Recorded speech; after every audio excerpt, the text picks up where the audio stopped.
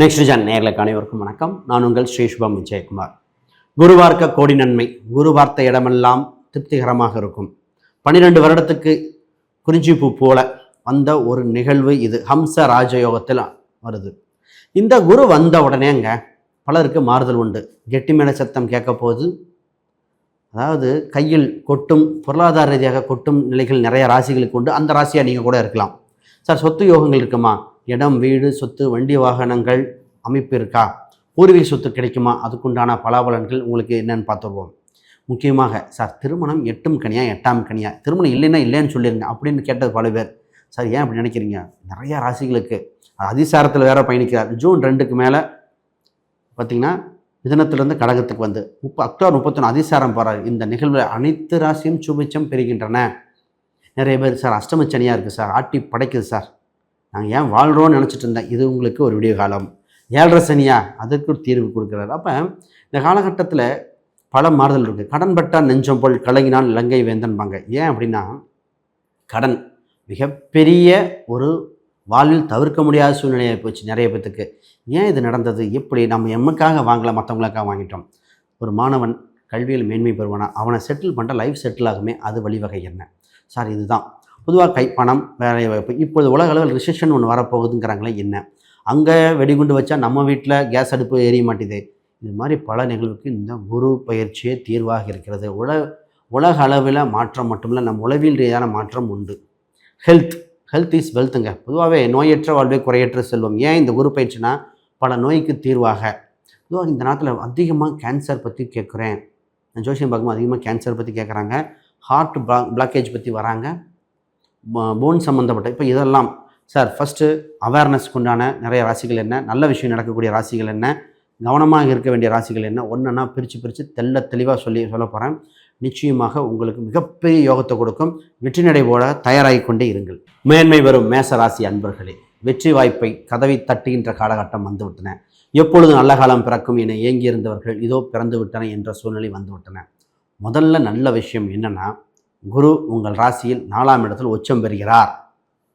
உங்கள் ராசிக்கு 12, 10 மற்றும் 8ஆம் வீட்டை பார்க்கிறார். சுபகாலம் எப்பொழுது எங்கிட்டு இருந்தவங்க, அதோட குறிப்பாக 7.5 சனியில் பல கஷ்டப்பட்டவங்க விடிவு காலம் வந்து விட்டன. அதோ மேசம்னாலேங்க போராட்ட குணங்க, போராடி ஜெயிச்சிரும். தலைமை தாங்கும் பண்பு உண்டு, அது சிறப்பு விஷயம். ஆடுற மாட்டை ஆடி கறக்கும், பாடுற மாட்டை பாடி கறக்கிற ராசி ஸ்பெஷல். இடத்துக்கு அந்த மாதிரி பேசி மற்றவங்கள அந்த சூழ்நிலைக்கு அந்த மாதிரி பேசக்கூடியது. கவர்ச்சியாகவும் பேசும், கோபமாகவும் பேசும்.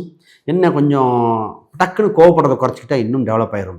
சொந்த பந்தம், உறவினர்கள் எல்லாத்துக்கும் பார்த்துக்கும். ஆனால் அவங்க திருப்பி பார்க்குறாங்களா, அதுவும் உண்டு. இந்த குரு பயிற்சியை பார்ப்போம்.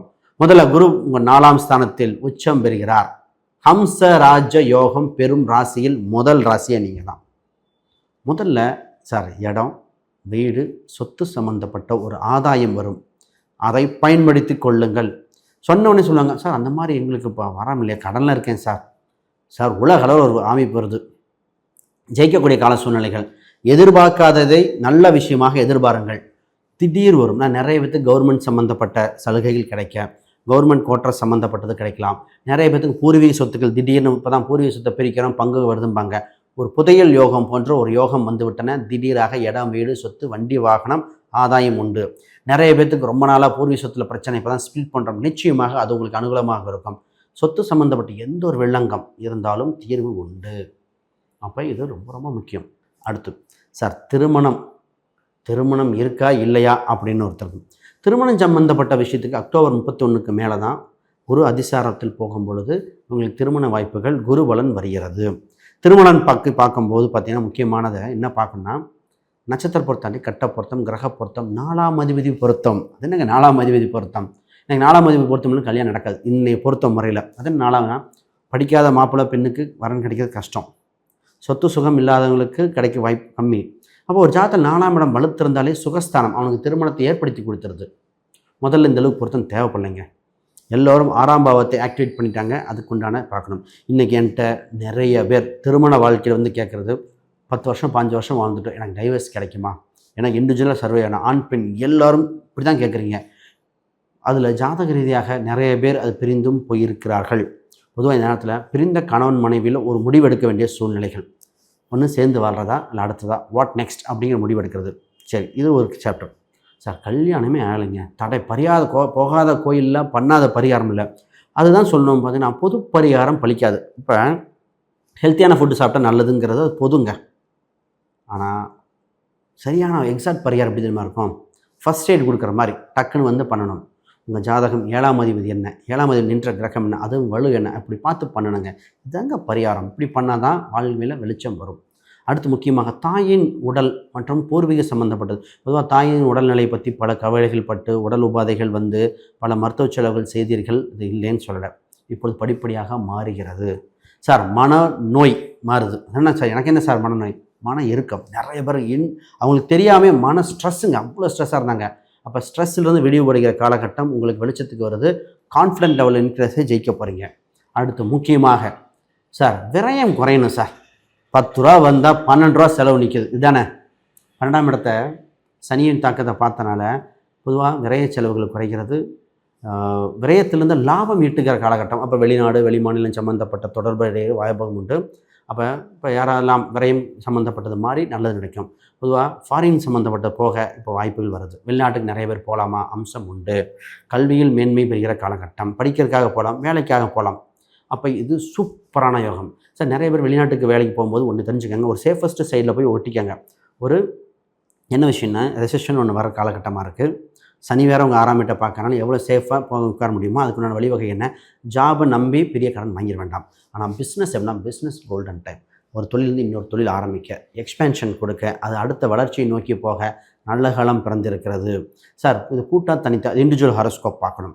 ஆனால் உங்கள் தொழிலை டெவலப் பண்ண காலகட்டம் வந்திருக்கு, பிரான்ச்சஸ் ஓப்பன் பண்ண காலகட்டம் வந்திருக்குன்னு தைரியமாக சொல்லலாம். அப்போ நல்ல காலம் இது வந்து வச்சு சூப்பரான நிகழ்வுகள் நடக்க போகுதுங்கிறது மாற்றுக்கருத்தில். இன்னொரு விஷயத்தை மட்டும் தெரிஞ்சுக்கிட்டு நம்ம அடுத்தது ப்ராசஸ் பண்ணணும். அது என்ன அப்படின்னா ஹெல்த். சார் உடல்நிலை எப்படி சார் இருக்கும்? சார் உடல் உபாதைகள் சரியாகும் காலகட்டங்க. அது உடல் உபாதை சரியாகும்னா என்ன? இதுக்கு முன்னாடி உங்களுக்கு தொந்தரவு இருந்தானே இருந்தது. மருத்துவ செலவு உங்களுக்கோ குடும்பத்துக்கோ மாற்றி மாற்றி பண்ணிட்டீங்க. குரு 6ஆம் வீட்டை பார்க்கின்ற சனியை பார்க்கும்போது பாவத் பாவ கன்செப்ட் படி உடல் நிலைகள் மாறும். சின்ன சின்ன செலவினங்கள் இருக்குது, ஆனால் சரியாயிடும். இப்போ என்னென்னா ஒரு மருத்துவம் பார்த்தோ சரி பண்ணக்கூடிய நாள் கிழமை பார்த்து பண்ணணும். பொதுவாக சனிக்கிழமை அன்னைக்கு மருந்து சாப்பிடாதீங்க, முதல் மருந்து சாப்பிடாதீங்கம்பாங்க. அது மாதிரி விஷயம் இருக்குது. உங்களுக்கு நட்சத்திர ரீதியாக எந்த நாளில் போனால் சக்ஸஸ் ஆகும்? உங்களுக்கு தீமை செய்யும் காலகட்டம் என்ன? ஒருத்தர் வேலைக்கிழமை நல்லது நான் உங்களுக்கு அமைப்பு இல்லைங்க என்ன? அப்போ நீங்கள் வேலைக்கிழமை போகலாமா? அப்போ ஜாதக ரீதியாக பார்க்கணும். இது பொதுப்பலன். சரி, மாணவர்கள் சார், மாணவர்கள் தான் கோல்டன் டைம். நல்லா படிப்பாங்க, நல்ல அம்சம் உண்டு. அவங்களுக்கு சரியான சப்ஜெக்ட் மட்டும் சூஸ் பண்ணி கொடுத்துருங்க, ஜெயிச்சுருவாங்க. மாணவர்களுக்கு இப்போ என்ன பண்ணுறாங்கன்னா, எல்லோரும் ஒரே ஃபீல்டில் போட்டாங்க. ஆனால் அவங்களுக்கு வேறு ஜாதகம் வேணாம் சொல்லும். ஜாதகம் படிப்பு வேறு, தொழில் வேறு. அவங்களுக்கு உண்டான அம்சத்தை சரியாக சூஸ் பண்ணி கொடுத்துருங்க, ஜெயித்து கொண்டே இருப்பார்கள். உங்களுக்கு நல்ல காலம் பிறக்கின்ற காலகட்டம் மேசத்துக்கு வந்திருக்கு, ரொம்ப வருஷம் கழிச்சு. அப்போ இதை வாய்ப்பை சரியாக பயன்படுத்திக்கிட்டால் ஜெயித்து கொண்டே இருப்பீர்கள். மேன்மை, வளர்ச்சி, வெற்றி உங்களுக்கு அதீத வரும். ஒரே ஒரு முறை மதுரை மீனாட்சி அம்மன் கோயில் வியாழக்கிழமையை சென்ற வழிபாடு, தட்சிணாமூர்த்தி வழிபாடு, இது ரெண்டும் செய்தால் கோல்டன் டைம், வளர்ச்சி, வெற்றி. சூப்பர்.